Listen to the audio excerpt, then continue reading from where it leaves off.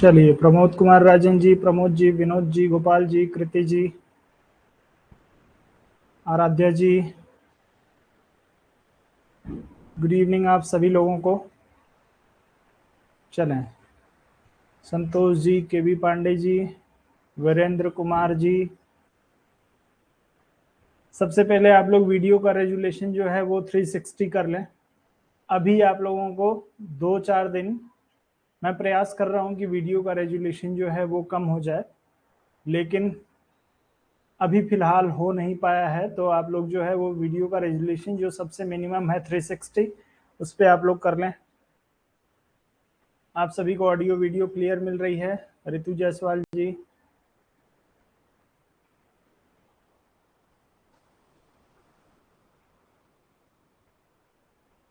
रितु जायसवाल जी, भिखमपुर road.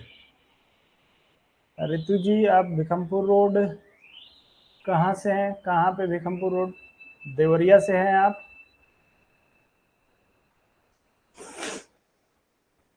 क्योंकि भिखमपुर road तो देवरिया में ही है। चलिए, ऑल क्लियर है? बिल्कुल। तो शुरू करेंगे दोस्तों आज की क्लास को। हम लोग कहाँ रह गए बाकी लोग? चलिए, तो अब जो लोग जुड़ गए हैं उन्हीं के साथ शुरू करूंगा, किसी का इंतजार जो है वो नहीं करूंगा। हालांकि आप में से किसी का जो है वो कमेंट आया हुआ था कि सर जो है वो क्लास समझ में नहीं आई। तो मुझे नहीं लगता है कि कोई ऐसी चीज़ है जो मैंने आप लोगों को समझाई ना हो, या फिर भी यदि आप लोगों को क्लास समझ में नहीं आई है तो एक बार मैं जो है उसका रिकैप कर देता हूँ, जो जो चीज़ें मैंने आप लोगों को बताई हैं। चलें प्रमोद जी। जी प्रमोद जी, 9 बजे मैं आ जाऊंगा। अभी जब तक एप्लीकेशन की थोड़ी सी समस्या चल रही है तभी तक ये समस्या है, नहीं तो 9 बजे आप लोगों की क्लास शुरू हो जाएगी। बिल्कुल, आप लोगों को ये चीज़ कहने की ज़रूरत नहीं है। मैं भी गर्मी बहुत ज़्यादा है। और चलें जी, नगीना जी का कमेंट था कि समझ में नहीं आई है। तो चलिए एक बार रिकैप कर लेते हैं। अब नगीना जी जो है वो पता नहीं क्लास में है कि नहीं अभी। यदि नहीं है तो भाई अब इसके लिए तो मैं कुछ नहीं कर सकता। हाँ, बस ये है कि मेरी रिस्पॉन्सिबिलिटी है कि मैं एक बार दोबारा आपको क्लियर करने का प्रयास करूं। चलें, तो यदि हम लोग बात करें तो आज सबसे पहले मैंने आप ही लोगों के द्वारा भेजे गए नोट्स को, कृति वर्मा जी ने जो नोट्स लिखा है, सबसे मतलब अभी तक जो मैं नोट्स देख पाया, मैं ये नहीं किसी को ये नहीं कह रहा हूँ किसी का नोट्स खराब है, लेकिन जिस वे में मैं चाह रहा था नोट्स लिखना, उसमें कृति वर्मा जी ने जो है वो अपना नोट्स लिखा है। और यदि आप ऐसे लिखेंगे तो आप लोगों के समझ के दृष्टिकोण से बहुत ही बढ़िया रहेगा।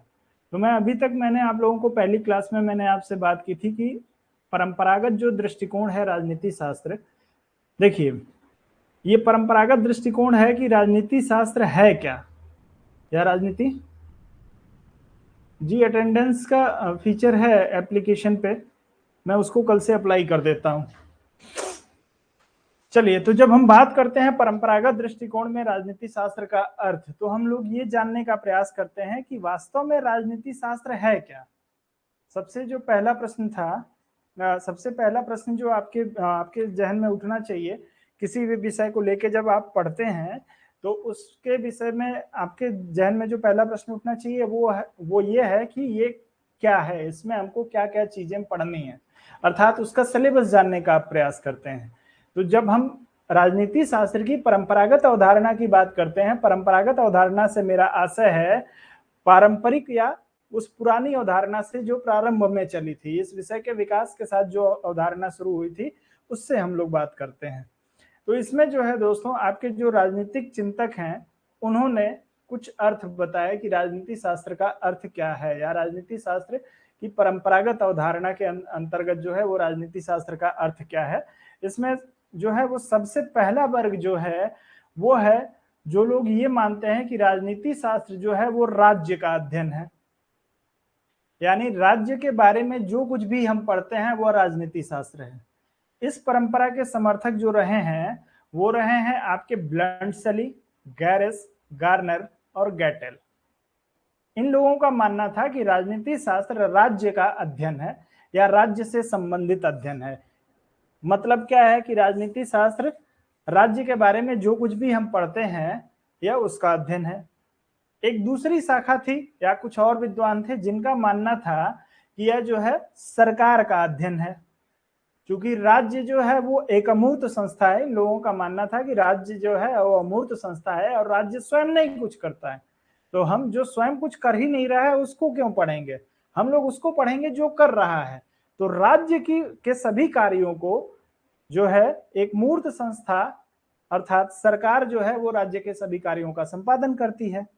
तो ये लोग कहते हैं कि जो है राजनीति विज्ञान सरकार का अध्ययन है। इसमें नाम आता है आपके पॉल जेनेट, लिकॉक और सीले का। इसके बाद से जो एक नई परंपरा विकसित हुई, इसमें ये देखा गया कि भैया जो राजनीति शास्त्र है वो संबंधित है राज्य से,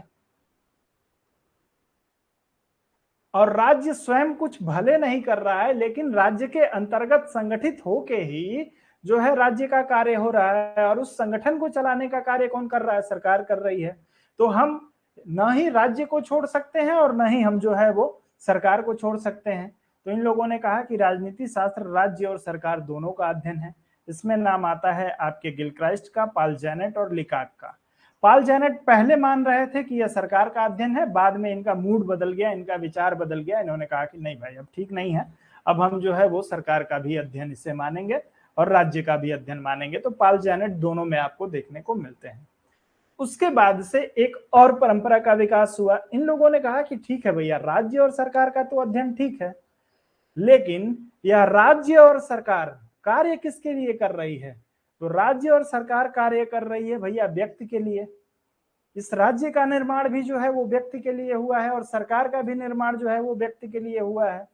तो हम व्यक्ति को कैसे छोड़ सकते हैं? तो चौथी परंपरा के लोग आए, इन्होंने कहा कि यह जो है वो राज्य, सरकार और व्यक्ति तीनों का अध्ययन है। इसमें जो प्रमुख नाम आता है वो लास्की का और हरमन हेलर का आता है।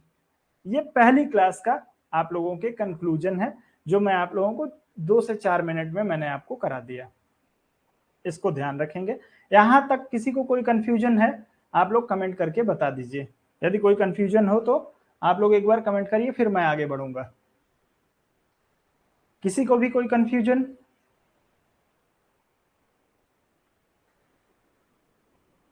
यदि तेजी से आप लोग रिस्पॉन्ड करेंगे तो ज्यादा बढ़िया रहेगा। अब आगे बढ़ता हूं। अगला जो है वो इसका आधुनिक जब दृष्टिकोण विकसित हुआ राजनीति विज्ञान का, तो राजनीति विज्ञान के आधुनिक दृष्टिकोण देखिए, राजनीति विज्ञान का पारंपरिक दृष्टिकोण और राजनीति विज्ञान के आधुनिक दृष्टिकोण में सबसे जो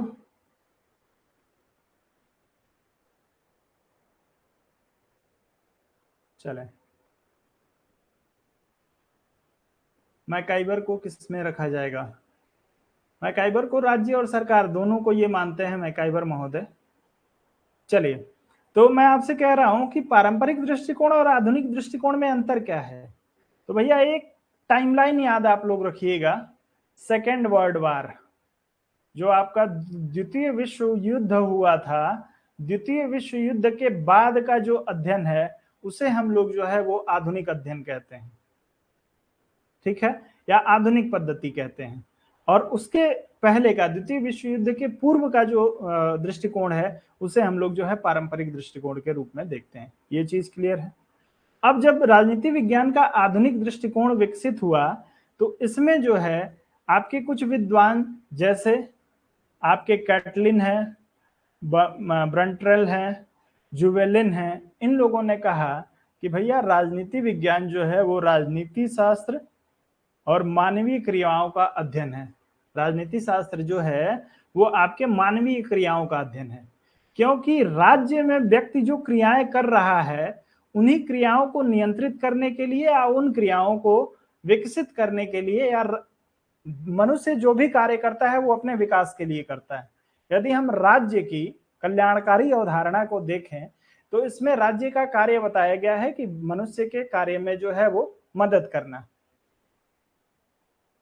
चलिए, बिल्कुल सबको भेजना है। किस चीज के भेजने की बात कर रहे हैं? तो भैया मैं आपसे बात कर रहा था कि ये लोग मानते हैं कि ये मानवीय क्रियाओं का अध्ययन है, क्योंकि इन लोगों का मानना है कि राज्य मानवीय क्रियाओं की वजह से ही निर्मित हुआ है। राज्य का जो अस्तित्व है वो मानवों की वजह से है। बिना मानव के राज्य का निर्माण नहीं हो सकता।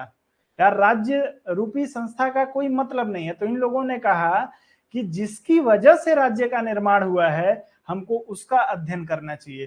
तो इन्होंने सबसे पहले किसको रख लिया? मानवीय क्रियाओं के अध्ययन को रख लिया। फिर कुछ लोगों का मानना था कि राज्य का जो निर्माण हुआ है वह शक्ति के आधार पर हुआ है। क्यों शक्ति के आधार पर हुआ है? क्योंकि यदि आप देखें पुराने राज्यों को तो उसमें जो है अपने अपने साम्राज्य का लोग निर्माण कर रहे थे। कैसे कर रहे थे? युद्ध के माध्यम से।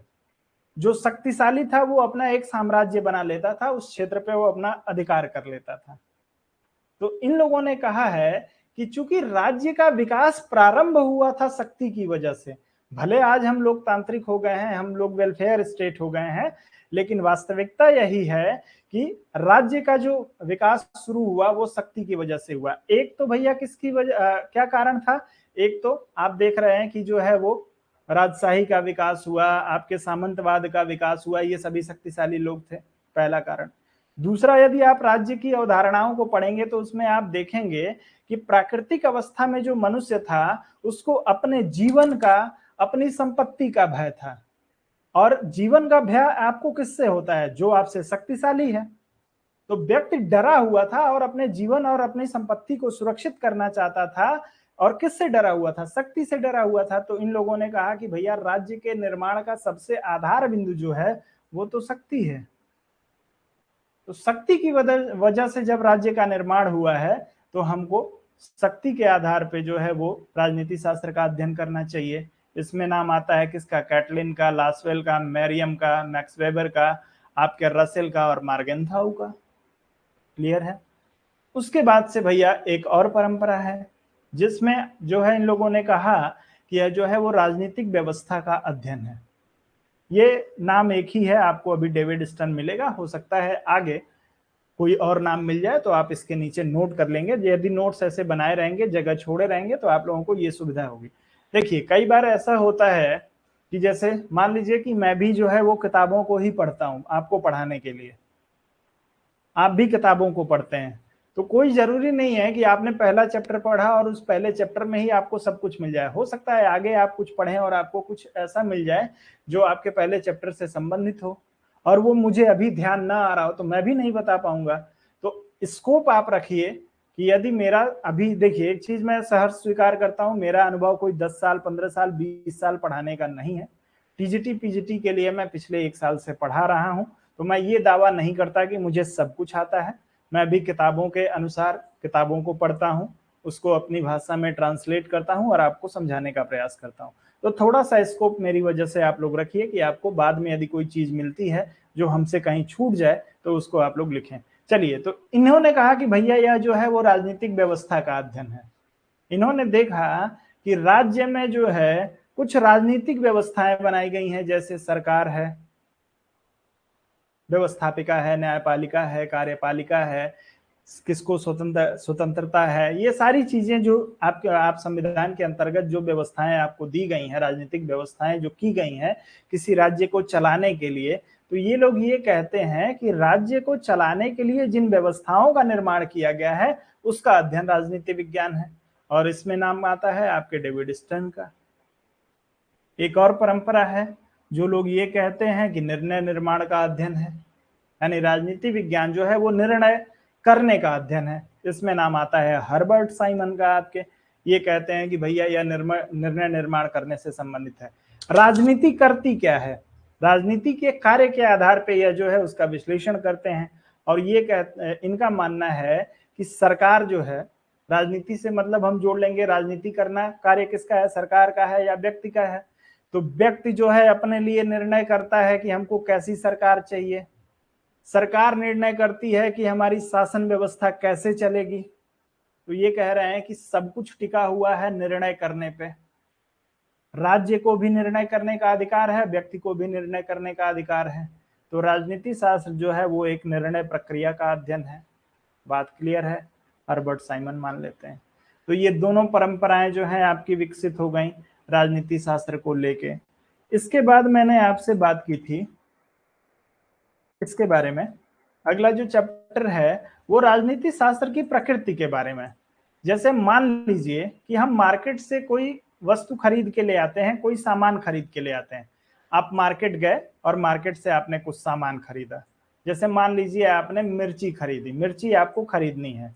आज के डेट में मिर्ची जो है आप खरीदने जाते हैं तो मिर्ची दो तरह की मिलती है। एक मिर्ची जो थोड़ी सी येलो और व्हाइट साइड की होती है वो कम तीखी होती है, और एक मिर्ची जो एकदम डार्क ग्रीन होती है वो ज्यादा तीखी होती है। तो यदि आप मिर्ची खरीदने गए तो आपको मिर्ची किस लिए, मिर्ची की आवश्यकता किस लिए? तीखेपन के लिए। तो आप ये सबसे पहले आपको ये जानना पड़ेगा ना कि तीखी मिर्ची कौन सी है, या मिर्ची का टेस्ट कैसा है, स्वाद कैसा है, उसकी प्रकृति कैसी है, मिर्ची का कार्य क्या है? तीखा लगना।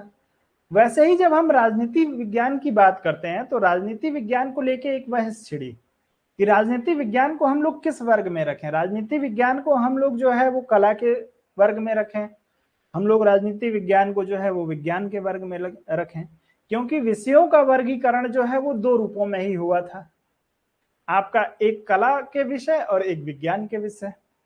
तो इन दो रूपों में विषय विकसित हुए थे।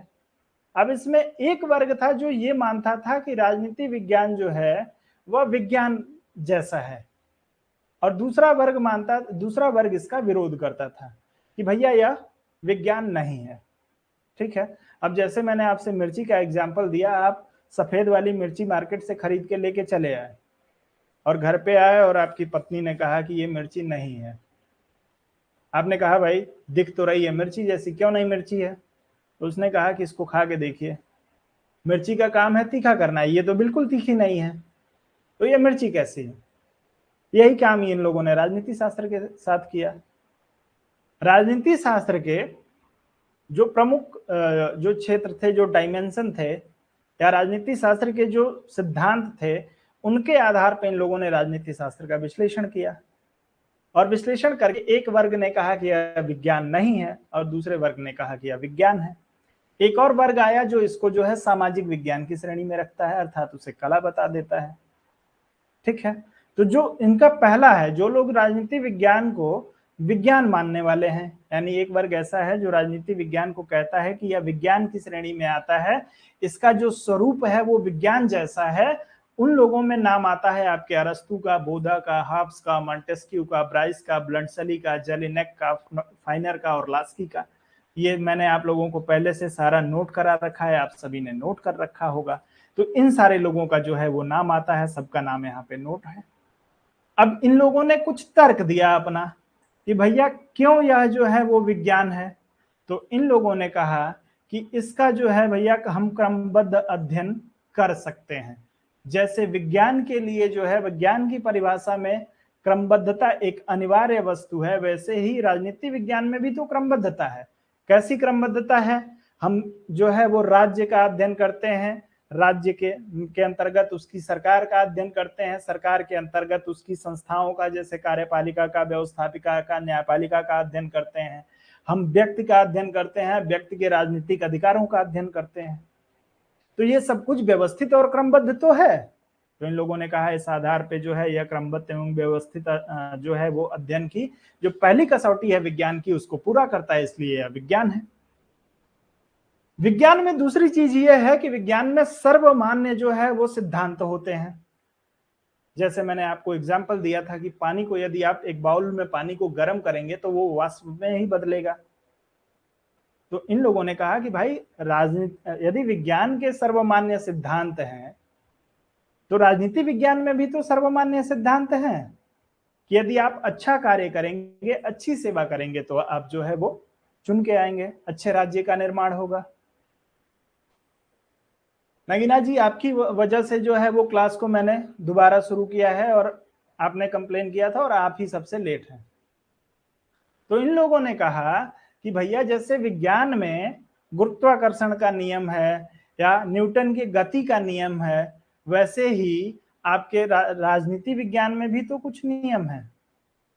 सत्ता का नियम है, यानी सरकार को कार्य कैसे करना चाहिए उसके लिए जो है वो संविधान है। संविधान एक निश्चित सिद्धांत तो है ना, तो इन्होंने कहा कि भैया संविधान के अनुसार सरकार चलती है, राज्य चलता है, तो हमारे पास क्या है, निश्चित सिद्धांत है। सभी संस्थाओं के लिए जो है एक निश्चित गाइडलाइन है। तो हम ये कह सकते हैं कि यह जो है राजनीति विज्ञान है। राजनीति विज्ञान भी जो है विज्ञान है। तीसरा जो है इन्होंने कहा कि कार्य कारण में पारस्परिक संबंध है। भैया विज्ञान में कार्य कारण में पारस्परिक संबंध होता है। पानी को गर्म करेंगे तो भाप में बदलेगा। किसी वस्तु पे यदि आप धक्का लगाएंगे, जितनी एनर्जी आप उस वस्तु पे लगाएंगे वो वस्तु भी उतनी ही एनर्जी आपके ऊपर लगाएगी। आपने न्यूटन को पढ़ा होगा सभी लोगों ने। तो इन्होंने कहा कि भैया जैसे विज्ञान में प्रत्येक कार्य का एक कारण है और उसका उसके साथ संबंध है, वैसे ही राजनीति में भी जो है वो प्रत्येक कार्य का कारण है और उसका संबंध है। जैसे सरकार जो है वो व्यक्ति के जीवन को आसान बनाने के लिए कार्य करती है। तो सरकार का कार्य क्या है? तो सरकार का कार्य है व्यक्ति के जीवन को सुगम बनाना। तो भैया इसमें आपके सरकार के कार्य हो गए। कारण क्या है? एक जो है वो अच्छे राज्य का निर्माण करना हम चाहते हैं, इसलिए एक ऐसी सरकार चलाते हैं जो व्यक्ति के शासन व्यक्ति के जीवन को जो है वो सुगम बनाती है। तो ये कह रहे हैं तो हमारे यहाँ कार्य कारण संबंध, सिर्फ आपके विज्ञान में ही कार्य कारण संबंध नहीं है। तो इन्होंने कहा कि भैया इस कसौटी पे भी जो है हमारा राजनीति विज्ञान जो है वो विज्ञान की श्रेणी में आता है। राजनीति विज्ञान आपके जो प्राकृतिक विज्ञान है या जो साइंस है उसमें ये कहा जाता है कि जो है वो इसमें भविष्यवाणी की क्षमता है। आप जो है वो घटनाओं की भविष्यवाणी कर सकते हैं। यदि आपके शरीर में कोई केमिकल चेंज हो रहा है तो आप उस केमिकल चेंज की वजह से भविष्यवाणी कर सकते हैं कि आने वाले समय में ऐसा होगा। जैसे आपके शरीर में यदि मान लीजिए ग्लूकोज की मात्रा धीरे धीरे बढ़ रही है, आपने टेस्ट कराया, डॉक्टर आपको बता देगा कि आपको जो है वो शुगर का रिस्क है, आप शुगर जो है वो शुगर कंटेंट कम यूज करिए, आपको शुगर हो सकता है। ऐसे बहुत सारी चीजें मैंने उस दिन आपको एग्जाम्पल दी थी कि चक्रवात है, मानसून है, भूकंप की मैंने बात की थी। तो भूकंप पे जो है गोपाल जी ने हमारा विरोध किया था कि भूकंप जो है उसका अनुमान नहीं लगाया जा सकता। ये मैं बस जोक के लिए आप लोगों को याद दिला सकता हूँ, लेकिन मैंने कहा था कि भाई उसका भी अनुमान लगाया जा सकता है। बस ये है, हम अनुमान उस चीज को कहते हैं जिसका हम प्रत्यक्ष अनुभव नहीं कर सकते। और जब भूकंप जो है अपने तली में, यानी जो जहां से भूकंप शुरू होता है वहां से सरफेस में आने का समय, आने पे जो है वो समय लगता है, और यहीं के मूवमेंट के आधार पे हम जो है वो कुछ मिनट पहले, 10 मिनट पहले, 5 मिनट पहले, 15 मिनट पहले, 20 मिनट पहले, जितनी इसकी दूरी है उसके आधार पे ये बता देते हैं कि भैया इतनी देर में भूकंप आने वाला है। ऐसी बहुत सारी जो है वो ऐसे कॉन्सेप्ट हैं, ज्योग्राफी इसको स्वीकार करता है। हो सकता है कि जो स्पेसिफिक क्षेत्र में जो लोग भूकंप का अध्ययन करते हो उनके लिए ये बताया जाता हो कि अनुमान नहीं लगाया जा सकता, लेकिन मुझे उसके बारे में स्पष्ट कोई जानकारी नहीं है। उसके बारे में मैं और जानना चाहूंगा, मेरी उत्सुकता है उसको जानने की। चलिए, तो ये तो एक वर्ग हो गया जिन लोगों ने ये सिद्ध कर दिया कि भाई राजनीति विज्ञान जो है वो आपका विज्ञान है। दूसरा वर्ग जो है उसने ये कहा कि राजनीति विज्ञान जो है वो विज्ञान नहीं है। ध्यान रखिएगा, इसने ये नहीं कहा कि राजनीति विज्ञान जो है वो कला है। इन लोगों ने कहा कि राजनीति विज्ञान विज्ञान नहीं है। इसमें नाम आता है आपके बकल का, काम्टे का, मैटलैंड का, एमास का, बियर्ड का, ब्रोजन का और बर्क का।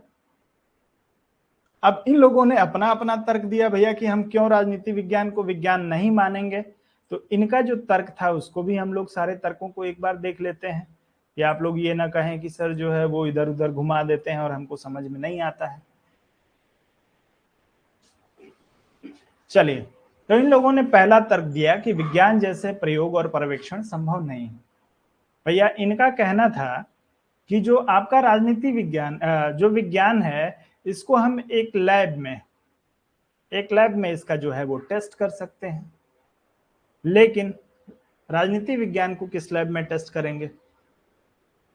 तो भैया जो विज्ञान के समर्थक थे उन लोगों ने जो है वो समाज को लैब मान लिया। इन्होंने कहा कि भैया आपके पास जो है वो लैब नहीं है, आप लैब में जो है वो इसका पर्यवेक्षण नहीं कर सकते, हर बार रिजल्ट इसका सेम नहीं आएगा। तो इन लोगों ने ये आरोप लगाया था। इसमें आपने जो है एक पॉइंट छोड़ दिया है, आप उसको भी नोट कर लीजिएगा कृति जी, कि इसमें जो है, या आप लोग सभी लोग नोट कर लीजिएगा कि जो लोग राजनीति विज्ञान को विज्ञान मानते हैं वो लोग ये कहते हैं कि राजनीति विज्ञान की प्रयोगशाला जो है उसका समाज है। एक पॉइंट नोट कर लीजिएगा। तो इन लोगों ने कहा कि इनके पास लैब नहीं है, इसलिए जो है विज्ञान के लिए लैब जरूरी है। ठीक है। दूसरा इन्होंने कहा कि कार्य कारण में सुनिश्चित संबंध का अभाव है। इन लोगों ने कहा कि भैया 100% हमारा संबंध नहीं है। हो सकता है कि कोई व्यक्ति ऐसा व्यक्ति चुनाव जीत जाए जो गलत हो, यानी चुनाव जीतना चाहिए, सुनिश्चित संबंध यही राजनीति विज्ञान का होना चाहिए कि जो चुनाव उसी व्यक्ति को जीतना चाहिए जो व्यक्ति जो है वो अच्छा कार्य कर रहा हो। लेकिन कई बार ऐसा होता है कि जो है पैसे के बल पे या और तरीकों से जो है वो चुनाव जीता जा सकता है। तो इन्होंने कहा कि 100% नहीं, लेकिन हम 70% तो यदि हम इस शर्त को पूरा करते हैं तो हम अपने आप को विज्ञान मान सकते हैं। इन्होंने कहा कि सर्वमान्य सिद्धांत का अभाव है। इन लोगों ने फिर से आरोप लगाया कि आपके पास जो है वो सर्वमान्य सिद्धांत नहीं है, जैसे विज्ञान के जो है वो सर्वमान्य सिद्धांत है। ठीक है।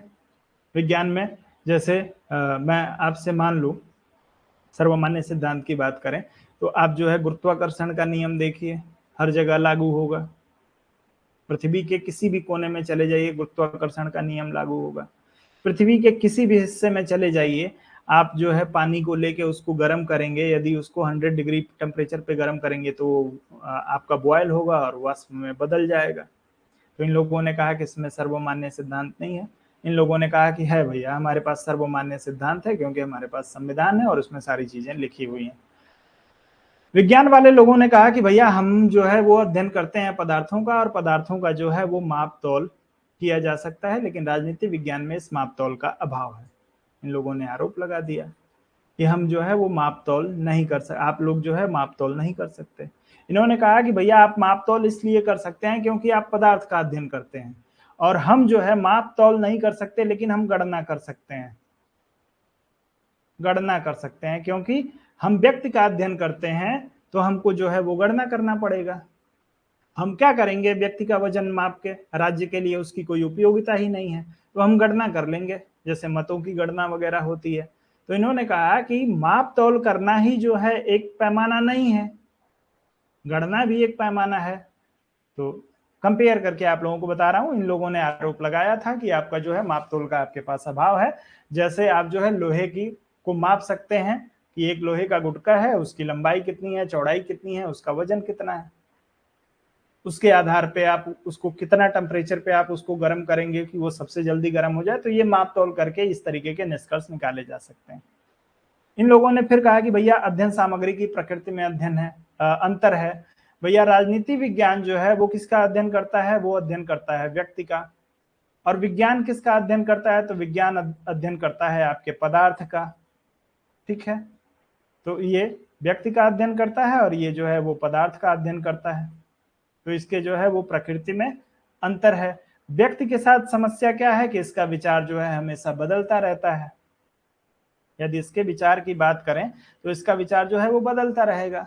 लेकिन जहर को आप 100 साल रख दीजिए, जहर जो है वो कभी भी बदलेगा नहीं, वो हमेशा जो है वो मारने के ही काम आएगा। लेकिन एक व्यक्ति आज हत्यारा है, कोई जरूरी नहीं है कि कल वो जो है वो हत्यारा ही रहे, कल उसका मानसिक परिवर्तन हो सकता है, लेकिन पदार्थ के साथ जो है ऐसा संभव नहीं है। तो और अगला जो आरोप इन लोगों ने लगाया वो लगाया कि ये जो है निश्चित एवं सटीक भविष्यवाणी का अभाव है। राजनीति विज्ञान में कहा जाता है कि हम जो है वो भविष्यवाणी कर सकते हैं। इन लोगों ने कहा कि भैया सिर्फ आप ही भविष्यवाणी नहीं कर सकते हैं, यदि हमारी प्रकृति में अंतर है तो हम भी भविष्यवाणी करते हैं। यह है कि आपकी भविष्यवाणी जो है वो हो सकती है। इन लोगों ने आरोप लगाया कि हर बार जो है आप मानसून का जो अनुमान लगाते हैं विज्ञान के आधार पे कि 9 तारीख को मानसून आ जाएगा या 10 तारीख को मानसून आ जाएगा, लेकिन हर बार आपका भी तो सही नहीं होता है। तो हमारे यहाँ भी जो है वो, इन लोगों ने कहा कि आपके पास जो है भविष्यवाणी का अभाव है। तो इन लोगों ने कहा कि ठीक है, हमारे पास भविष्यवाणी का अभाव है, लेकिन आपके पास आपकी भविष्यवाणी भी 100% सही नहीं होती है और मेरी भविष्यवाणी भी 100% सही नहीं होती है। हमारे यहाँ भी जो है वो अनुमान लगा लिया जाता है, हमारे यहाँ भी भविष्यवाणी कर दी जाती है कि कौन सी पार्टी जीतेगी, कौन सी प्रत्याशी जीतेगा, कौन सी सरकार किस तरीके का कार्य करेगी, उसके नेचर का हम अध्ययन करके बता देते हैं। तो ये दोनों अंतर आपको देखने को मिले थे कि एक वर्ग जो कहता है राजनीति विज्ञान विज्ञान है, वो आपके इन तर्कों का हवाला देता है, और दूसरा वर्ग जो कहता है विज्ञान नहीं है, वो इन तर्कों का हवाला देता है। क्लियर है या कोई समस्या है अभी आप लोगों को?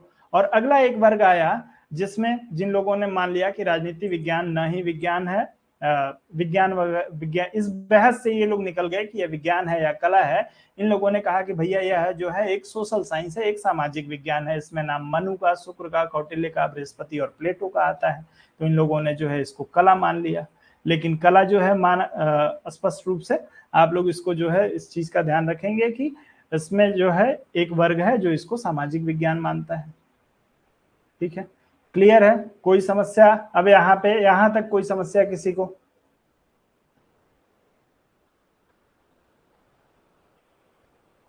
यहां तक किसी को कोई समस्या? तेजी से कमेंट करिए।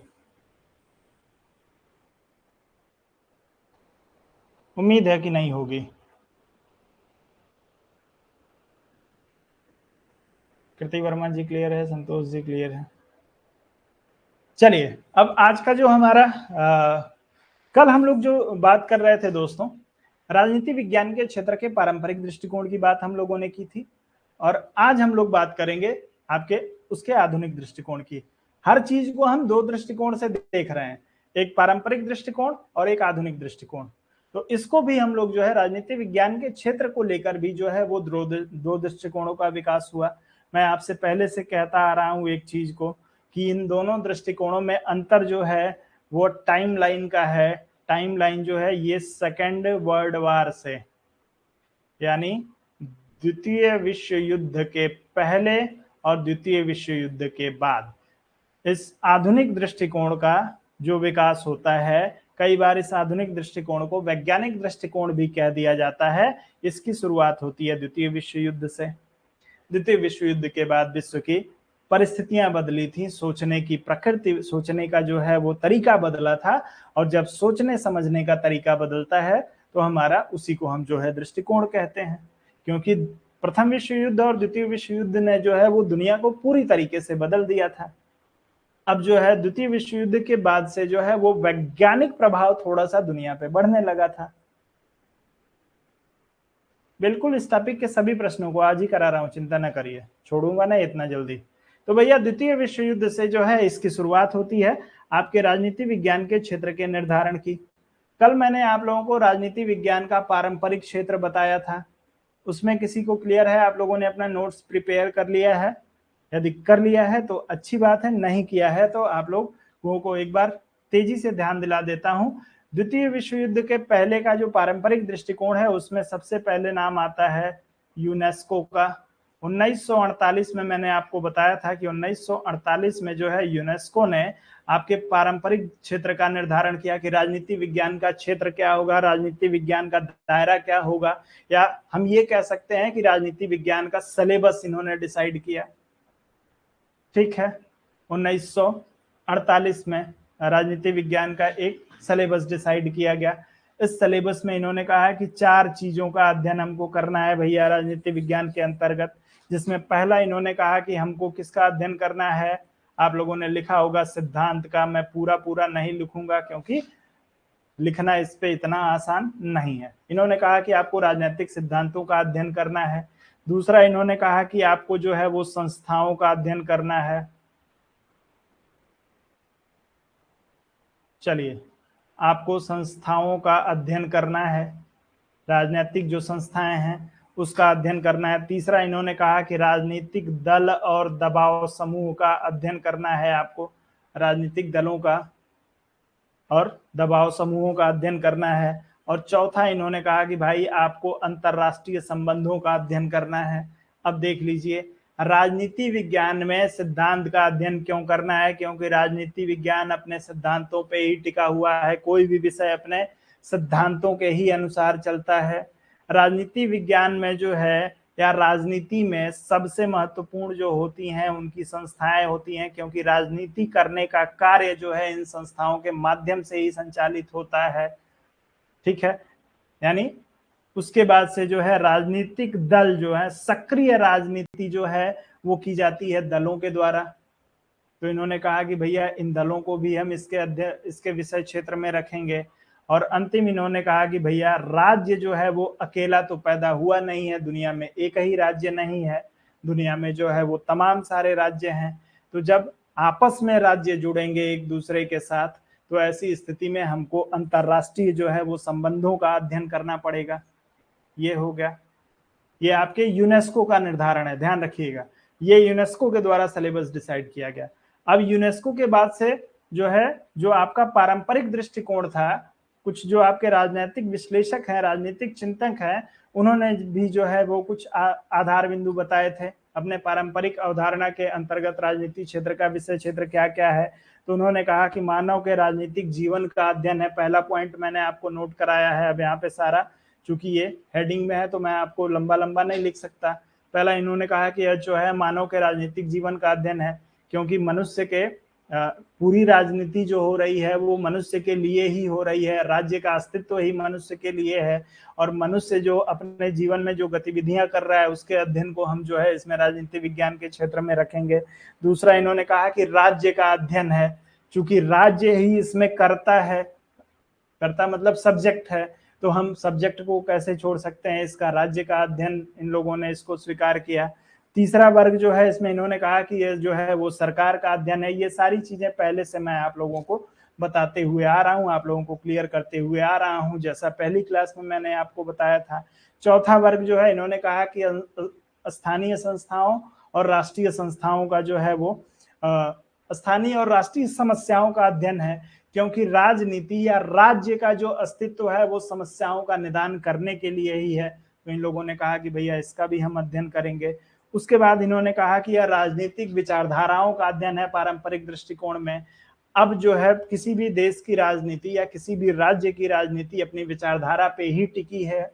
प्रत्येक राजनीतिक दल की अपनी एक अलग विचारधारा होती है, प्रत्येक देश की एक अपनी अलग विचारधारा होती है। जैसे मैंने आपको एग्जांपल दिया था कि चाइना जो है वो साम्यवाद को में विश्वास रखता है, तो वो साम्यवादी विचारधारा को लेके चलता है। भारत जो है वो वेलफेयर स्टेट यानी लोक कल्याणकारी राज्य को ध्यान में रखता है, यानी तो ये जो है वो लोक कल्याणकारी राज्य की विचारधारा को लेके आगे चलता है। तो प्रत्येक राज्य की अपनी एक विचारधारा भी होती है राजनीति के लिए, तो इन लोगों ने जो है वो अपनी विचारधारा को भी इसमें शामिल कर दिया। उसके बाद मैंने आपको बताया कि अंतरराष्ट्रीय जो है वो पक्ष का अध्ययन है। फिर से उसी बात को दोहराऊंगा कि जब एक राज्य का अध्ययन नहीं है, दुनिया में तमाम राज्य हैं, और तमाम राज्य जब आपस में जुड़ेंगे तो आंतरिक रूप से जब जो है वो राज्य शासन करता है या सरकार शासन करती है तो वो संविधान के माध्यम से करती है, और वहीं जब दो राज्य आपस में जुड़ते हैं तो वो अंतरराष्ट्रीय संस्थाओं के माध्यम से, अंतरराष्ट्रीय कानूनों के माध्यम से जो है क्या करते हैं, एक दूसरे के साथ संबंध बनाते हैं। उसके बाद इन्होंने कहा था राजनीतिक दल और दबाव समूहों का अध्ययन है। चूंकि राजनीति जो है, राजनीति में सक्रिय भूमिका राजनीतिक दलों की और दबाव समूहों की होती है, इन्हीं के माध्यम से राजनीति की जाती है, तो भैया राजनीति विज्ञान के विषय क्षेत्र का अध्ययन है, यानी इसके अंतर्गत आता है। उसके बाद आपसे अंतरराष्ट्रीय विधि और राजनय की बात इन लोगों ने की कि भैया राजनीति विज्ञान के क्षेत्र में आएगा राजनय और अंतरराष्ट्रीय विधि। जो आपके राजनयिक हैं वही आपके देश का प्रतिनिधित्व दूसरे देश में करते हैं, यानी जो आपके इंटरनेशनल ब्यूरोक्रेट होते हैं, जो सुपर सीनियर आईएएस होते हैं, जो आईएफएस चुनते हैं, इंडियन फॉरेन सर्विस, उनको हम जो है दूसरे देशों में भेजते हैं, और वो दूसरे देशों की सूचनाएं या हमसे जो भी उन देशों के साथ संबंध है उन्हीं के आधार पे, उनकी योग्यता के आधार पे ही हमारा संबंध जो है वो स्थापित होता है। और ये जो हमारा अंतरराष्ट्रीय संबंध है, इसके लिए कुछ जो है अंतरराष्ट्रीय विधियों का निर्माण किया गया है। जैसे अंतरराज्यीय संबंध के लिए संविधान है, वैसे ही अंतरराष्ट्रीय जो है वो संबंधों के लिए हम जो है वो अंतरराष्ट्रीय विधियों का अध्ययन करते हैं। तो यह भी जो है वो राजनीति विज्ञान के अध्ययन क्षेत्र में आता है। इतनी बात मैं पहले कर चुका हूं। अब ये इसमें कोई रॉकेट साइंस नहीं है। अब अभी भी यदि अब समझ में ना आए तो आप व्यक्तिगत रूप से हमसे आप लोग बात करिएगा। यदि किसी को समझ में नहीं आता है तो मैं उसकी समस्या का समाधान करने का प्रयास करूंगा। अब आगे बढ़ते हैं। जो आपका आधुनिक दृष्टिकोण है, भैया आधुनिक दृष्टिकोण की हम बात करें तो आधुनिक दृष्टिकोण मैं आपसे कहते हुए आ रहा हूं कि आधुनिक दृष्टिकोण की शुरुआत हो रही है द्वितीय विश्व युद्ध के बाद, और आधुनिक दृष्टिकोण का संबंध है वैज्ञानिक पद्धति से। जब आधुनिक दृष्टिकोण का संबंध वैज्ञानिक पद्धति से है तो इसके पहले भी एक आपके जो है राजनीतिक विचारक हैं जिन्होंने कुछ वैज्ञानिक पद्धति का, सभी वैज्ञानिक पद्धतियों का नहीं लेकिन मूलभूत वैज्ञानिक पद्धति का प्रयोग किया था, जैसे आपके अरस्तु महोदय हैं। 158 देशों का एग्जाम्पल उन्होंने लिया था। और विज्ञान किस पे कार्य करता है भैया? एग्जाम्पल और उसको प्रूफ करने का प्रयास करता है। जैसे साइंस है या मैथ है, मैथ में आप लोग क्या करते हैं? प्रूफ ही तो करते हैं, आपके पास कोई एग्जाम्पल है। जैसे साइंस क्या करता है? साइंस, हम एक एग्जाम्पल ले लें कि हमको जो है भारत ने पहला सैटेलाइट बना लिया। देखिए, आधुनिक और नवीन दोनों एक है या कुछ फर्क है? देखिए, आधुनिक अवधारणा की यदि हम बात करते हैं तो उसको मैं आपसे कह रहा हूं कि द्वितीय विश्व युद्ध के बाद से लेके और अभी तक की घटनाएं। सामान्य अर्थों में तो आधुनिक और नवीन को हम एक कह सकते हैं कि दोनों लोग जो है वो लगभग एक जैसा है। लेकिन नवीन शब्द के साथ एक समस्या है। किताबों में जब जो है जी, किताबों में कहीं कहीं आधुनिक शब्द का प्रयोग मिल जाएगा, कहीं कहीं नवीन शब्द का प्रयोग मिल जाएगा। तो आपको आधुनिक और नवीन में कंफ्यूज नहीं होना है, दोनों एक ही चीजें हैं। लेकिन मैं आपको एक अंतर बता रहा हूं, खास करके आप लोग इसको ध्यान रखिएगा।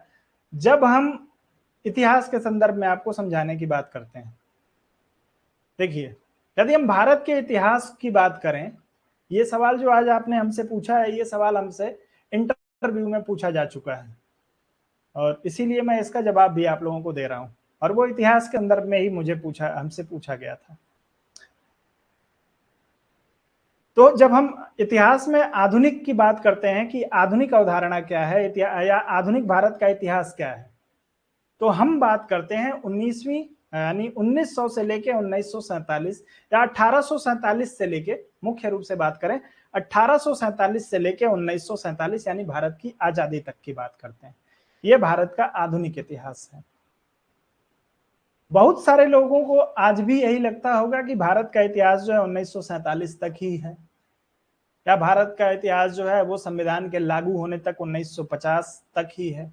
जी नहीं, भारत का इतिहास आज जो है आपका 14 जून आज तारीख है 2023, और 13 जून 2023 तक की यानी 14 जून इस समय के पहले की जितनी घटनाएं हैं वो सभी भारतीय इतिहास का हिस्सा हैं। दुनिया में भारत में जो कुछ भी हो रहा है, जो भी विकास हो रहा है, जो भी घटनाएं हो रही हैं, वो भारत के इतिहास का हिस्सा हो रही हैं। तो जब हम इतिहास के संदर्भ में बात करते हैं कि राजनीति इतिहास का जो है आधुनिक दृष्टिकोण और आधुनिक भारत का इतिहास और नवीन भारत का इतिहास, तो जब हम नवीन भारत के इतिहास की बात करते हैं तो सामान्यतः हम जो है आज के समय से नजदीकी घटनाओं का अध्ययन करते हैं, यानी पिछले 10 साल, 15 साल, 20 साल, 25 साल, या यूं आप कह लीजिए कि 1947 के बाद से जब एक नई सरकार का गठन होता है और भारत में स्वतंत्र सरकार आती है, स्वतंत्र सरकार के बाद से जो भी चीजें भारत में हुई हैं, जो भी घटनाएं घटी हैं, उनको हम नवीन घटनाएं कह सकते हैं। 1947 तक की घटनाओं को 1847 से हम आधुनिक भारत का इतिहास कह सकते हैं। तो उम्मीद है कि आपके प्रश्न का जवाब आपको मिल गया होगा। लेकिन सामान्य अर्थों में नवीन और आधुनिक का प्रयोग अलग अलग किताबों में राइटर जो है कई बार आधुनिक राजनीति विज्ञान का क्षेत्र कह देते हैं, कई बार जो है वो नवीन राजनीति विज्ञान का क्षेत्र कह देते हैं। लेकिन वास्तविक नवीन का अर्थ यही है कि जो हाल फिलहाल की जो घटनाएं हैं, जो राजनीतिक अवधारणाएं हैं, उनको हम जो है वो नवीन दृष्टिकोण में या नवीन जो है वो सिद्धांतों में रखेंगे, जिनका विकास जो है हम लोगों ने स्वतंत्रता के बाद किया है। या एक कोई टाइमलाइन हमको बनाना पड़ेगा जहां से कोई मूलभूत अंतर हुआ हो। जैसे राजनीति विज्ञान में 1900 माफ करेंगे, द्वितीय विश्व युद्ध के बाद राजनीति विज्ञान में मूलभूत अंतर आया था, सोचने के तरीके में अंतर पड़ गया था, क्योंकि द्वितीय विश्व युद्ध जैसी जो है वो एक महान दुर्घटना घटी थी। तो उसकी वजह से व्यक्ति की सोच, राज्य का सोच, प्रत्येक राज्य की सोच जो है वो बदल गई थी। प्रत्येक राज्य अब अपने आप को सुरक्षित करना चाह रहा था, तो वहां से हमारे सोचने का तरीका बदल गया। वैसे ही यदि आपको राजनीति विज्ञान में भी कोई ऐसी टाइमलाइन मिल जाए, कोई ऐसी घटना मिल जाए जिससे इसको अलग कर दिया जाए, आधुनिक और नवीन को, तब तो आधुनिक और नवीन अलग अलग हो जाएगा, लेकिन अभी ऐसी कोई विभाजक रेखा नहीं है, इसलिए हम दोनों को एक ही कह सकते हैं। गोपाल जी क्लियर है, मेरी बात से सहमत हैं आप? चले, तो मैं आपसे बात कर रहा था कि जो आधुनिक आज की क्लास इसी में जाएगी। डिस्क्रिप्टिव क्लास के साथ सबसे बड़ी समस्या यही है कि समय बहुत लग जाता है। कोई एक सवाल आपका आ गया और उसमें आप लोगों का समय जो है निकल जाता है। तो उम्मीद है कि आप लोग बोर तो नहीं हो रहे हैं। सभी लोग एक बार, 21 लोग हैं, आप लोग सभी लोग कमेंट करेंगे कि आप लोग बोर, यदि बोर हो रहे होंगे तो छोड़ दूंगा, आगे चले चलूंगा, कल इसको डिस्कस कर लेंगे। चलें, तो मैं आपसे बात कर रहा था कि आधुनिक दृष्टिकोण का विकास भले द्वितीय विश्व युद्ध के बाद माना जाता है, लेकिन इसकी शुरुआत जो है वो बहुत ही पहले अरस्तु महोदय ने कर दी थी, जब उन्होंने 158 देशों का तुलनात्मक अध्ययन किया था। अनेकों देशों का अध्ययन यहाँ पे आपको नोट्स में लिखा हुआ मिलेगा किताबी भाषा में। मैं किताबी भाषा पे ज्यादा भरोसा नहीं रखता हूँ, इसलिए उस पर नहीं जाता हूँ। तो भैया, आपके आधुनिक दृष्टिकोण आधारित है वैज्ञानिकता पे, और वैज्ञानिकता का प्रयोग जो है वो प्रारंभ कर दिया था अरस्तु महोदय ने। लेकिन भैया, जो वास्तविक विभाजन रेखा है वो है द्वितीय विश्व युद्ध ही, तो आप उसी के साथ चलेंगे।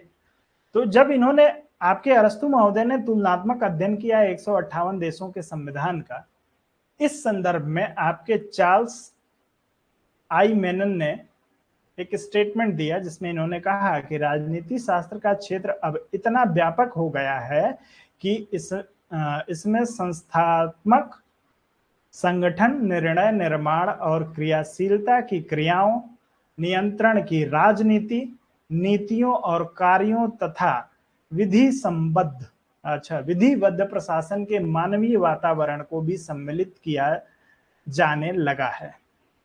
158 देशों का जो संविधान का अध्ययन आपके अरस्तु महोदय ने किया था, उसमें जो है आपके संस्थात्मक जो है अध्ययन इन्होंने नहीं किया, संगठन बनाने के नियमों का अध्ययन उसमें नहीं था, उसमें निर्णय निर्माण की प्रक्रिया का जो है अध्ययन शामिल नहीं था, इसमें क्रियाशीलता की प्रक्रिया का या नियंत्रण करने की राजनीति या नीतियों और कार्यों को विधिवत प्रशासन के मानवीय वातावरण को सम्मिलित करने जाने, यानी इन जितनी बातों की ये बात कर रहे हैं, इन बातों का उल्लेख 158 देशों के संविधान में नहीं था।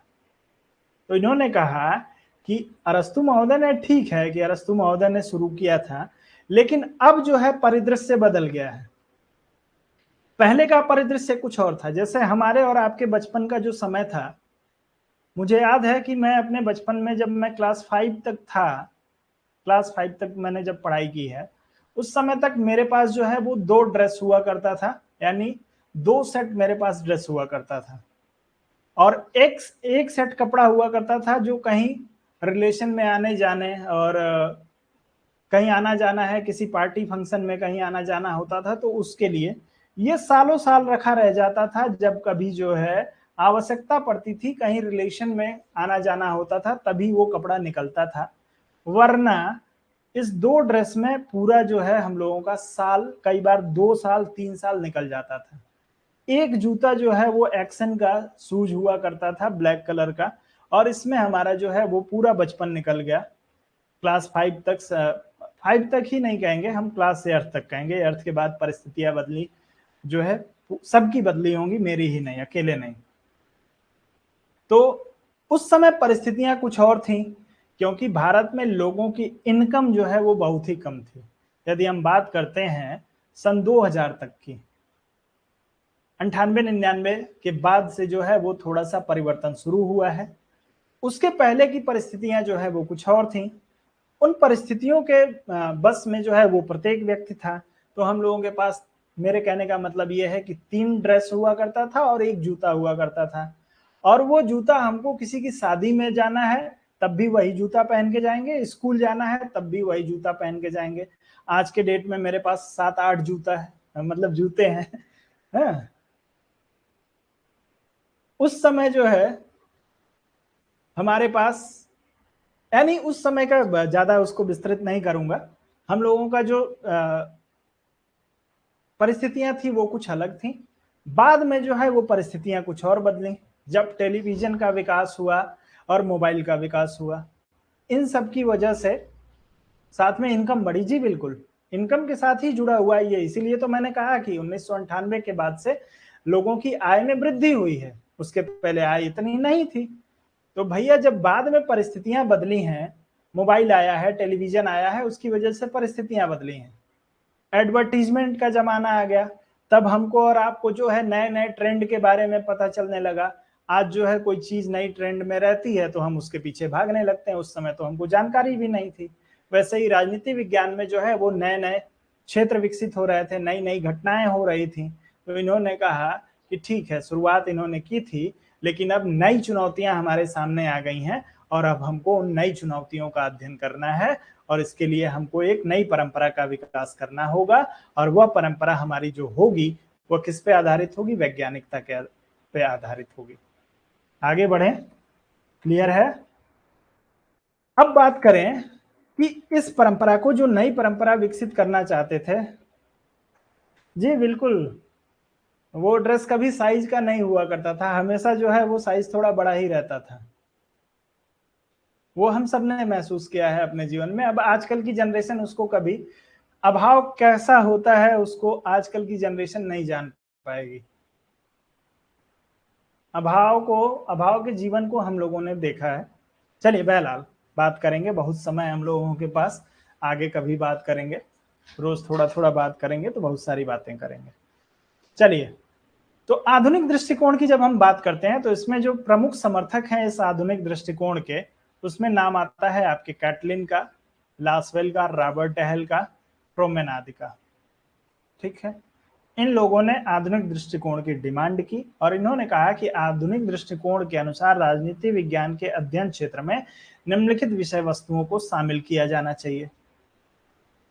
किस आधार पर शामिल किया जाना चाहिए? इन लोगों ने कहा कि अब परिस्थिति बदल गई है, अब वो परिस्थिति नहीं है, अब नई परिस्थिति है, इसलिए अब हम जो है वो कुछ विषय वस्तुओं को शामिल करेंगे राजनीति विज्ञान के अंतर्गत। किन किन वस्तुओं को शामिल करेंगे?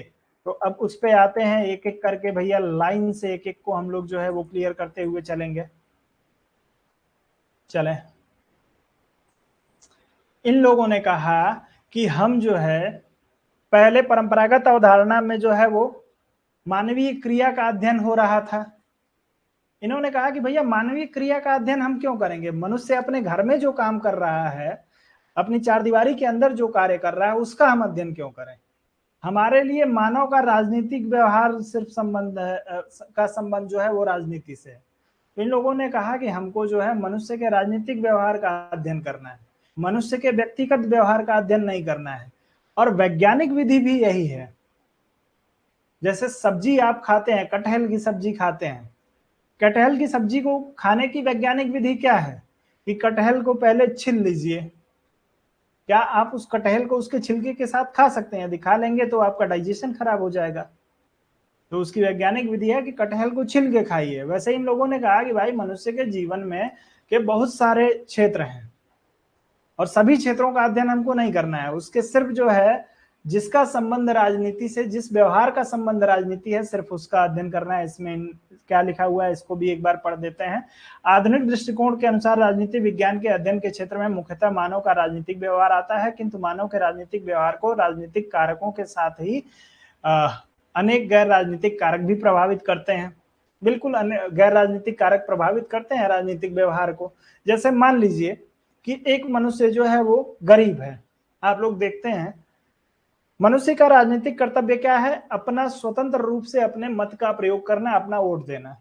अब जो मनुष्य गरीब है, आप लोग देखते होंगे समाज में कुछ शराबी हैं, गजेड़ी हैं, कुछ जो है मीट मुर्गा खाने वाले हैं, तो इनका राजनीतिक जो दायित्व है वो प्रभावित हो जाता है इनकी गरीबी की वजह से। कैसे प्रभावित होता है? चुनाव के टाइम नेताजी आते हैं, एक छोटी सी शीशी दारू की, मीट मुर्गा जो है वो इनकी व्यवस्था कर देते हैं, 500 रुपया पकड़ा देते हैं और इनका राजनीतिक दायित्व या इनका राजनीतिक व्यवहार जो है उसके अनुसार बदल जाता है। वही तो बात ये लोग कर रहे हैं। अतः मानव के राजनीतिक व्यवहार को यथार्थ एवं सही रूप में समझने के लिए जरूरी है कि राजनीति विज्ञान के अध्ययन क्षेत्र में उसकी उन राजनीतिक एवं गैर राजनीतिक भावनाओं, मान्यताओं एवं शक्तियों का अध्ययन भी शामिल किया जाए जो व्यक्ति के राजनीतिक व्यवहार को प्रभावित करती हैं। तो इन्होंने कहा कि भैया हम राजनीतिक व्यवहार का अध्ययन करेंगे और इसके अंतर्गत हम उन चीजों का भी अध्ययन करेंगे जिससे मनुष्य का राजनीतिक व्यवहार जो है वो प्रभावित होता है। तो प्रभावित किससे होता है? आपको कोई सुविधा असुविधा हो रही है, यदि मान लीजिए आपका काम नहीं हो रहा है बीजेपी की सरकार में, तो आपका जो है राजनीतिक व्यवहार बदल जाएगा। जी, मेरी बात तो मेरी आप लोग समझ गए ना कि मैं आपको समझाने का क्या प्रयास कर रहा हूं, तो बस इतने से मतलब है। एक बार रिस्पॉन्ड कर दीजिए। तो इन्होंने कहा कि मानव के राजनीतिक व्यवहार का हम अध्ययन करेंगे, बाकी मनुष्य अपने घर में क्या कर रहा है उससे हमको कोई लेना देना नहीं है। अपने घर में जो वो कर रहा है उसमें से भी हमको सिर्फ उसी चीज से लेना देना है जिससे उसका राजनीतिक निर्णय जो है वो प्रभावित होता है। जैसे मान लीजिए कि बहुत सारे लोग तैयारी कर रहे हैं, ठीक है, अब तैयारी कर रहे हैं, उनको नौकरी नहीं मिल रही है, विज्ञापन जो है वो बीजेपी की गवर्नमेंट विज्ञापन नहीं दे रही है, नौकरियां नई नौकरियां नहीं दे रही हैं। अब इससे आपके परिवार वालों का जो है वो राजनीतिक व्यवहार बदल सकता है। कैसे बदल सकता है? यदि आप अपने परिवार वालों को ये समझा देते हैं, आपको आपके परिवार से डांट पड़ती है कि भाई आप 5 साल से पढ़ रहे हैं, क्या कर रहे हैं, क्यों नहीं आपको नौकरी मिल रही है, और आपने यदि अपने परिवार को समझाने में आप यह सफल हो गए कि क्या करें, 5 साल से सरकार ने कोई विज्ञापन ही नहीं दिया है, मैं 5 साल से मैं परीक्षा ही नहीं दे पाया जिसकी वजह से जो है मुझे आज तक नौकरी नहीं मिली, फिर आपके उस व्यवहार के, आपके इस कथन की वजह से आपके परिवार का राजनीतिक व्यवहार बदल जाएगा। किसी और पार्टी को वोट देना था, अब वो कल से किसी और पार्टी पे चला जाएंगे। तो सिर्फ उन्हीं व्यवहार का अध्ययन करेंगे जो इनका राजनीतिक व्यवहार है या जिससे राजनीतिक व्यवहार पे प्रभाव पड़ता है। ठीक है, आगे बढ़े। अब आप अपने पति से, अपनी पत्नी से, अपनी प्रेमिका से, अपने प्रेमी से कितना प्रेम करते हैं, इसका प्रभाव राजनीति पे नहीं पड़ता है, उसका अध्ययन करने की जरूरत राजनीति को नहीं है। हालांकि योगी जी ने जो है वो रोमियो स्क्वाड बना के प्रेम को भी राजनीति का विषय बना दिया था।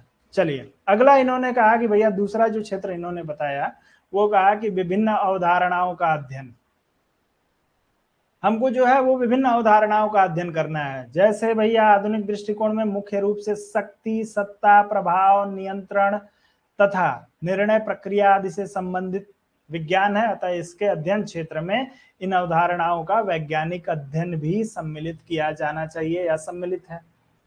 भैया राजनीति जो है वो शक्ति है, एक प्रकार की शक्ति है। राजनीति जो है वो सत्ता के माध्यम से, राजनीति किस लिए की जाती है? सत्ता प्राप्त करने के लिए। राजनीति का प्रभाव क्या है, इसके द्वारा नियंत्रण कैसा है, निर्णय लेने की क्षमता कैसी है राज्य की, ये सब कुछ तो राजनीति। जी, तो इन सारी चीजों को जो है, ये सभी अवधारणाएं जो हैं वो राजनीति से संबंधित है। इसलिए आपको विभिन्न सिर्फ राजनीति मनुष्य का ही अध्ययन नहीं, आपको राजनीतिक जो है वो अवधारणाओं का भी अध्ययन करना है। तो राजनीतिक मनुष्य के व्यवहार के साथ राजनीतिक अवधारणाओं जैसे शक्ति, सत्ता, प्रभाव, नियंत्रण और निर्णय आदि का अध्ययन भी जो है आपके आधुनिक राजनीति विज्ञान के अध्ययन क्षेत्र का विषय हो गया। आगे बढ़ेंगे। अगला इन्होंने कहा कि भाई सार्वजनिक समस्याओं के संदर्भ में संघर्ष एवं सहमति का अध्ययन। राजनीति में जो है वो बात कभी भी जो होती है वो भैया सार्वजनिक या सामूहिक होती है, ध्यान रखिएगा। व्यक्तिगत जो है संबंध में बात नहीं होती है राजनीति में, सार्वजनिक रूप से होगी। अब जब सामूहिकता की बात होती है, सार्वजनिक बात होती है, तो इसमें दो चीजें आती हैं भैया। एक तो आपकी जो है वो समस्याएं जो हैं, और इन समस्याओं की वजह से जो संघर्ष है, और इस संघर्ष की समाप्ति के बाद से जो सहमति बनती है वो किसके माध्यम से? यदि मान लीजिए कि आपके समाज में कोई संघर्ष चल रहा है, ठीक है, उस संघर्ष के साथ कुछ समस्याएं जो होंगी वो उत्पन्न होंगी, उस संघर्ष को समाप्त करने के लिए कुछ समझौता किया जाएगा। जैसे मान लीजिए कि दिल्ली में जो है वो हमारी एथलीट्स जो है वो राइट कर रही हैं, अपनी मांग कर रही हैं, उन्होंने जो है वो संघर्ष किया, वह एक जो है महिलाओं के साथ दुर्व्यवहार एक सार्वजनिक समस्या है, किसी एक व्यक्ति के साथ हो रहा है और आप मौन हैं, इसका मतलब ये है कि आप उसको उस व्यक्ति की समस्या मान रहे हैं, आप ये नहीं मान रहे हैं कि आज जो किसी दूसरे व्यक्ति के साथ या किसी एक छोटे समूह के साथ हो रहा है, कल को यदि यही भावना प्रेरित होती रही, बढ़ती रही, तो कल यह जो है वो इसकी जद में हम आ सकते हैं या हमारा कोई शुभचिंतक आ सकता है। तो इन लोगों ने कहा अब उसकी वजह से भैया इन समस्याओं की वजह से संघर्ष उत्पन्न होता है। आपने देखा कि जो है पुलिस के बीच में संघर्ष, पुलिस के साथ जो है इनका संघर्ष हुआ, यानी राजनीतिक संघर्ष, राजनीतिक दलों के बीच संघर्ष शुरू हो गया। एक पक्ष जो है समर्थन में खड़ा हो गया, एक पक्ष जो है वो विपक्ष में खड़ा हो गया, और फिर जो है सहमति की बात होती है। आपने देखा कि अमित शाह जी ने बुलाया, कुछ बातचीत समझाई उनको और सहमति बन गई कि अभी जो है, ऐसे तमाम सारे संघर्षों में ये होता है कि सहमति किसी न किसी शर्त पे बन ही जाती है। तो इन्होंने कहा कि हमको इसका भी अध्ययन करना पड़ेगा, इसको भी पढ़ देता हूँ। सार्वजनिक समस्याओं का अर्थ उन समस्याओं से है जो संपूर्ण समाज अथवा उसके बड़े भाग को प्रभावित करती हैं। इसी कारण इन समस्याओं को राजनीति का अंग माना जाता है और इसका अध्ययन राजनीति विज्ञान के अध्ययन विषय बन जाता है। आपको मेरान और बेनफील्ड के अनुसार आपको स्टेटमेंट दिया है, क्या है, किसी समस्या को संघर्षपूर्ण बनाने वाली तथा उसका समाधान खोजने वाली सभी गतिविधियां राजनीति हैं। स्टेटमेंट आप लोगों के लिए इंपॉर्टेंट है, नोट डाउन करिएगा अपने नोट्स में।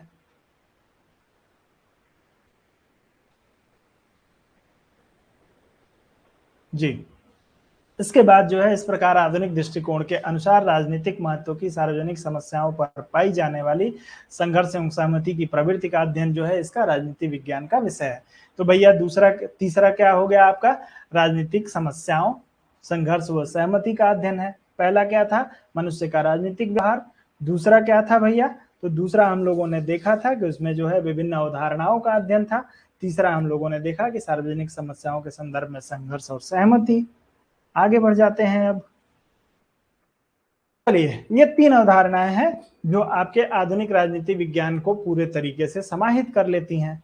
अब इसमें देख लीजिए, उपरोक्त विवरण से स्पष्ट है कि राजनीति विज्ञान के अध्ययन क्षेत्र के बारे में आधुनिक दृष्टिकोण के समर्थकों में मतभेद है, किंतु वे सभी मानते हैं कि राजनीति विज्ञान का अध्ययन क्षेत्र यथार्थवादी होना चाहिए।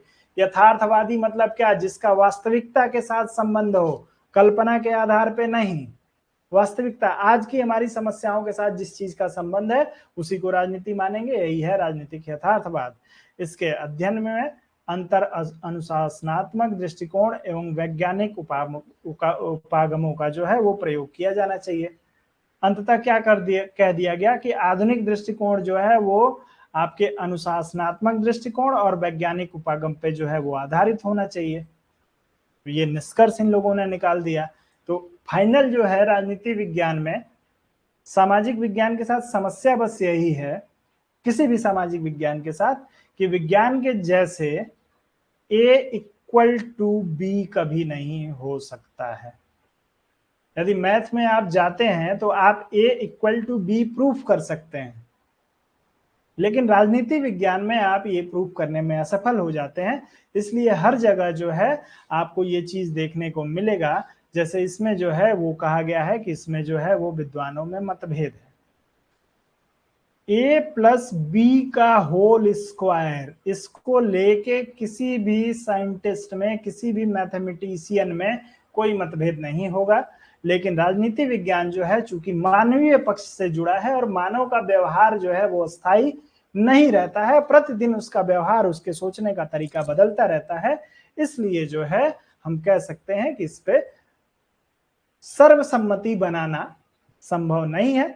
फिर भी हमको अधिक से अधिक जिन बातों का ध्यान देना चाहिए उसकी तरफ हमको आगे बढ़ना चाहिए। और किन बातों को हमको ध्यान देना है, हमको ध्यान देना है अपने विषय को अधिक अनुशासनात्मक और अपने विषय को अधिक वैज्ञानिक बनाने पे। यहाँ पे आके जो है वो बात ये खत्म होती है और ये आपका आधुनिक दृष्टिकोण जो है वो राजनीति विज्ञान का क्लियर होता है। क्या है भैया, आप सभी लोगों को क्लियर है ये पॉइंट? अब किसी को कोई कंफ्यूजन इस पूरे टॉपिक से? अब इसमें जो है आप लोगों को कल की क्लास जब मैं आप लोगों की लूंगा तो कल की क्लास में मैं आप लोगों से बात करूंगा इन दोनों दृष्टिकोण के बीच में अंतर क्या है, आधुनिक दृष्टिकोण और आपके परंपरागत दृष्टिकोण के बीच अंतर की बात करूंगा और उसके बाद से प्रश्नों का हम लोग डिस्कशन करेंगे। अब आज जो है कोई डिस्कशन हम लोग नहीं करेंगे। आज की क्लास को यहीं पे छोड़ दिया जाए। आप लोग सहमत हैं इस बात पे? यदि आप लोग सहमत हो तो एक बार तेजी से आप लोग रिस्पॉन्ड कर दीजिए मुझे। कि सर आप छोड़ दीजिए। आप लोगों को ऐसा तो नहीं लग रहा है कि सर जो है समय बर्बाद कर रहे हैं? जो भी बात हो आपके मन में, आप लोग जो है एकदम स्पष्ट रूप से कहिए। कभी भी संकोच करने की जरूरत आप लोगों को नहीं है। आप लोग स्पष्ट रूप से कह सकते हैं कि सर इससे हम लोगों का समय बर्बाद हो रहा है, तो मैं उस पर जो है विचार करूंगा।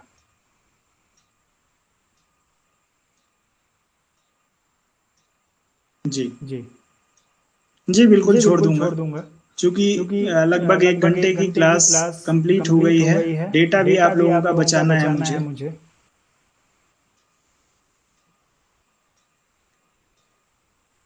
तो आप तो लोग आप बोर लोग तो बोर नहीं तो हो रहे नहीं हैं हो रहे क्लास हैं को क्लास को लेके? लेके? या आप लोगों या को आप ये लोगों तो को नहीं ये लग तो रहा नहीं है ना लग रहा कि है ना कि क्लास जो क्लास है वो जो है वो हम लोगों का हम लोगों समय का बर्बाद समय हो रहा है? बर्बाद हम हो रहा लोगों है? ने हम लोगों ने अपेक्षा की थी अपेक्षा कि की हम थी कि लोग हम लोग प्रैक्टिस करेंगे प्रैक्टिस अधिक से करेंगे अधिक अधिक से प्रश्नों अधिक को। प्रश्नों को। मेरा मेरा प्रयास है कि प्रयास एक है बार कि मैं एक आप बार लोगों मैं के आप लोगों के कॉन्सेप्ट को कॉन्सेप्ट क्लियर को कर लूं। क्लियर कर बहुत लूं। बहुत लगेगा लगेगा समय, समय, हो सकता है 2 हो महीने सकता है लग 2 जाए। महीने लग जाए। उसमें उसमें प्रैक्टिस थोड़ी सी प्रैक्टिस हम थोड़ी लोगों सी की हम कम लोगों की होगी। कम होगी। लेकिन मैं लेकिन आपको मैं आपको दावा दावा करता हूं इस करता हूं बात इस का बात का कि कि प्रैक्टिस में यदि प्रैक्टिस में यदि आपको आपको प्रैक्टिस के लिए प्रैक्टिस के मुझे लिए यदि मुझे 1 यदि महीने 1 का भी महीने का समय भी मिल समय गया, मिल 30 गया, दिन का 30 भी दिन का समय भी मिल समय गया, मिल आप गया, लोगों का आप लोगों का एग्जाम एग्जाम नजदीक आ नजदीक जाता आ है, जाता है, तो मैं तो आपकी मैं आपकी प्रैक्टिस प्रैक्टिस 2-2 घंटे 2-2 घंटे करा के करा के और आपको और इस आपको इस लायक बना लायक के बना के छोड़ूंगा कि छोड़ूंगा कि परीक्षा में जब परीक्षा में आप जब जाएं आप तो जाएं आपको तो किसी आपको भी किसी तरह भी की तरह की समस्या ना समस्या हो। ना हो।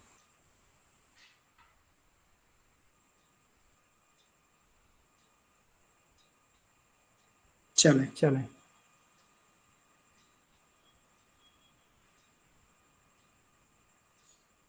बिल्कुल रिकॉर्डेड क्लास आपको आपको ग्रुप में, ग्रुप जैसे में, जैसे देखिए देखिए एप्लीकेशन पे जो एप्लीकेशन पे जो क्लास ये अभी क्लास ये मैं अभी ले मैं रहा हूँ ले ये रहा हूँ ये 4 4 घंटे के घंटे बाद के बाद आपके आपके उसमें ग्रुप उसमें में ग्रुप में उसमें शो उसमें शो करने करने लगेगी। अब लगेगी। कल अब कल यूट्यूब पे यूट्यूब मैंने पे मैंने क्लास ली क्लास थी, ली वो थी, वो आपके आपके एप्लीकेशन पे एप्लीकेशन पे नहीं हो नहीं रही हो रही होगी, होगी, शो नहीं शो हो रही नहीं हो होगी, रही तो होगी, उसको तो भी उसको मैं भी मैं डाउनलोड करके डाउनलोड करके अपलोड अपलोड करवा करवा दूंगा। दूंगा।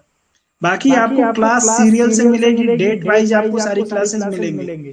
क्लास क्लास कोई कोई आपकी जो आपकी है जो ऐसी है नहीं ऐसी होगी नहीं जो होगी जो रिकॉर्ड ना रिकॉर्ड हो ना या हो या आपको मिले आपको ना। मिले ना। चलिए चलिए फिलहाल के लिए फिलहाल के अभी लिए जो अभी है जो है आजकल मेरे आजकल यहाँ मेरे जो है यहाँ जो वो है वो इलेक्ट्रिसिटी की इलेक्ट्रिसिटी बहुत की बड़ी बहुत बड़ी प्रॉब्लम है। प्रॉब्लम है। अभी जो है वो अभी जो है 10:30 वो बजने को 10:30 आया है, बजने को साढ़े आया दस है, 10:30 बजा है, बजा है, लाइट कट लाइट गई कट है। गई है। अब पता अब नहीं है पता कि नहीं है आधे कि घंटे आधे बाद घंटे आएगी बाद या 1 आएगी या घंटे 1 बाद घंटे आएगी। बाद आएगी। पिछले एक पिछले हफ्ते 1 से हफ्ते इस से इस समस्या से समस्या से मैं बहुत मैं ज्यादा बहुत ज्यादा परेशान हूँ। परेशान हूँ। तो तो फिलहाल के लिए फिलहाल आप के लोग लिए आप लोग अनुमति अनुमति दीजिए दीजिए और कल और हम लोग कल जो हम है लोग वो जो है फिर वो फिर मिलेंगे। मिलेंगे। तो कल तो हम कल लोग हम लोग प्रैक्टिस प्रैक्टिस करेंगे और करेंगे और दोनों को दोनों को कंपेयर करके कंपेयर आप लोगों करके को आप बता लोगों को दूंगा। बता दूंगा। मेरा मेरा फोकस यही फोकस है कि यही है एक कि बार एक मैं बार मैं जानता हूं कि जानता एक हूँ बार कि एक यदि बार आप यदि लोगों का आप लोगों का कॉन्सेप्ट क्लियर कॉन्सेप्ट हो क्लियर गया हो गया तो तो प्रैक्टिस जो प्रैक्टिस है जो है 2 2 महीने महीने 1 डेढ़ 1 महीने डेढ़ की भी महीने की भी प्रैक्टिस प्रैक्टिस पर्याप्त है पर्याप्त आपके है आपके सिलेक्शन के सिलेक्शन लिए। के लिए। मेरा मेरा भरोसा है भरोसा ऐसा है है। ऐसा है। लेकिन लेकिन आपको यदि आपको कुछ यदि भी कुछ भी लगता हो तो लगता हो आप तो अपना आप अपना ओपिनियन आप ओपिनियन सभी आप लोग सभी जो है लोग वो जो है वो सहमति के सहमति साथ के शेयर साथ कर शेयर कर सकते हैं। सकते ग्रुप हैं। ग्रुप इसीलिए मैंने इसीलिए आप मैंने लोगों आप का लोगों का बनाया है। बनाया है। चलिए ठीक चलिए है, तो ठीक है, तो फिलहाल के लिए फिलहाल के आप लिए लोग आप लोग अनुमति अनुमति दीजिए। दीजिए। कल कल मिलते हैं मिलते हैं दोस्तों। दोस्तों। आप सभी आप लोगों सभी से लोगों से तब तक तब के तक लिए के लिए आप सभी आप लोगों सभी को लोगों गुड को नाइट, गुड नाइट, शुभ रात्रि, जय शुभ रात्रि, हिंद। जय हिंद।